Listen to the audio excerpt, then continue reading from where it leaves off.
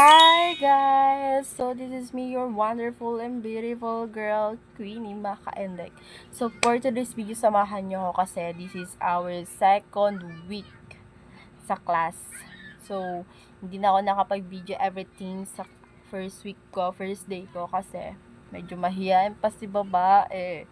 So kailangan mo na maging smooth, nonchalant. Yan, biggest word yan, nonchalant tayo. So, nonchalant, shy tayo. Oh my God. Very. Whew. So, dahil ganun nga ang eksena ko this past week. So, ang next nating agenda, syempre, magiging ano tayo. Wait, pasok. Ano ba ngayon? Yes, tama nga ako.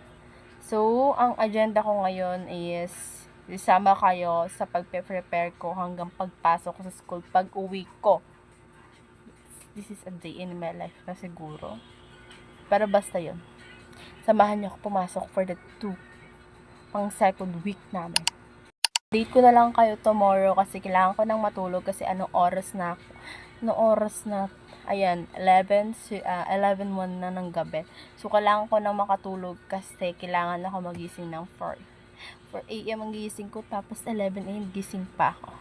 11 a.m? 11 p.m. dapat pala. So, ayan, hindi ko na alam sasabihin ko sa inyo. Basta yun, sabangan nyo na lang tomorrow ang aking agenda. This time guys, ang gagawin ko is maghihilamos. So week nyo ako, tatapusin ko na maghilamos. Hindi ko po na ako ng clothes. So guys, dahil tapos na ako sa mga gawain ko like maghugas ng mukha, toothbrush. So ang next natin is yung sa damit. So bala, ito yung aking pants sa aking top, diba? So ayan, tapos na tayo dyan. Ang next natin ay mag-makeup. Siyempre hindi tayo pwedeng hindi naka-makeup, so mag-makeup tayo. Wala pa kaming salamin, so sa inyo na lang ako titingin dahil wala kaming salamin ngayon.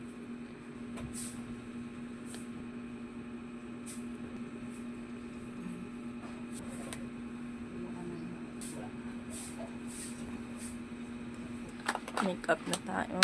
Bibilisan ko na lang to. Di ko na kailangan na pag-glam. Soft na lang. Dahil nagmamadali na ko. Pati makita.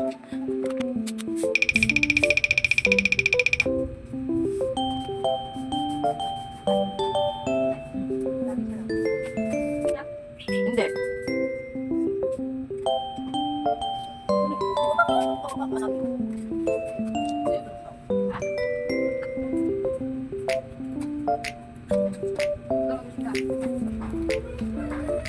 Of that, syempre hijab. So wait nyo.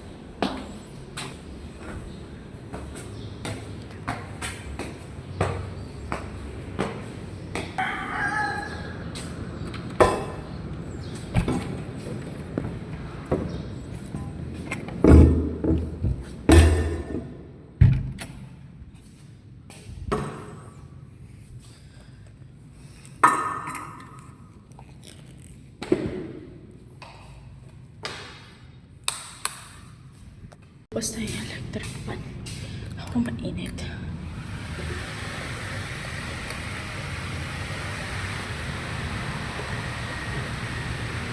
So, yeah. First student.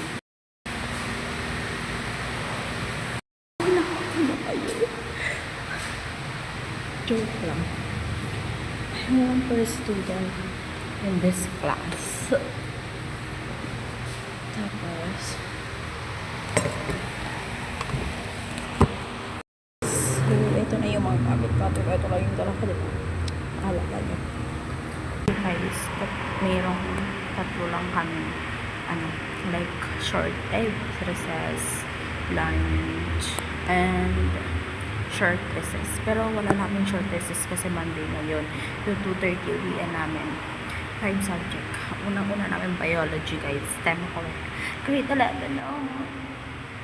Actually nga, guys, ako, pang second student na dumating dito.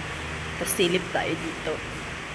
Ito kasi medyo malayaw ako dito, guys. Kasi dati malapit ako. Papakita ko sa inyo. Sa third floor kami, tapos ganito itsura kapag ka nandito kami. Ayan. Ganyan ang itsura.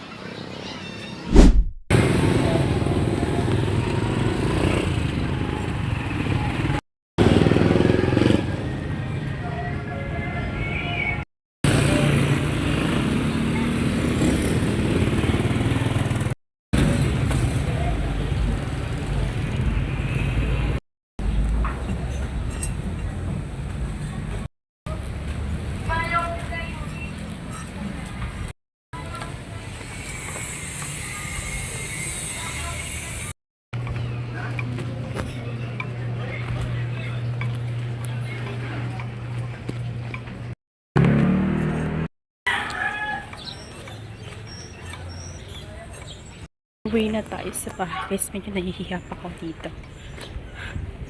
Mainit. Super init. Naglakad lang ako from school to house.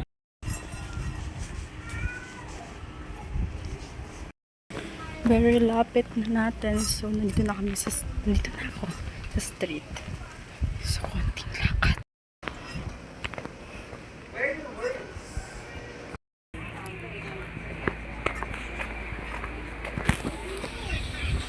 Hi. Hindi mo ito pa yung... Ito pala. Ito muna. Tabi nila ko yun eh. May nakaputi na may nakapantalot.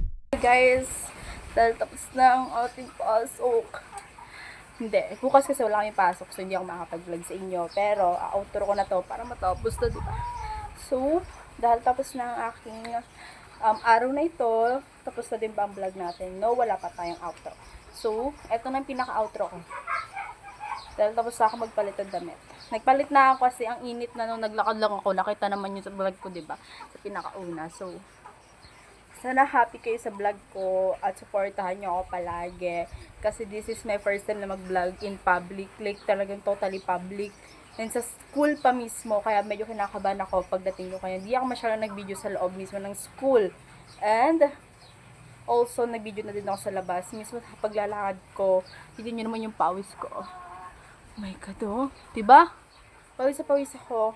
Kasi nga, naglakad lang ako kanina. Hindi nagpalit ako ng damit, ng hijab, para hindi mainit. So, Thank you so much sa panonood niyo ulit. Magte-thank you ako kasi nanood pa rin kayo sa vlog ko. Kahit hindi pa ako masyadong marunong magsalita pagdating sa vlog, hindi rin ako masyadong magaling sa pag-take ng video, okay lang yan dahil it's not a beginner. Nakalimutan ka mag-outro. So, dahil nakaabot ka sa vlog ko na to, don't forget to mag-subscribe ka dyan sa ating channel. So, kung hindi mo pa alam ang tsura ng subscribe, ingat palagi.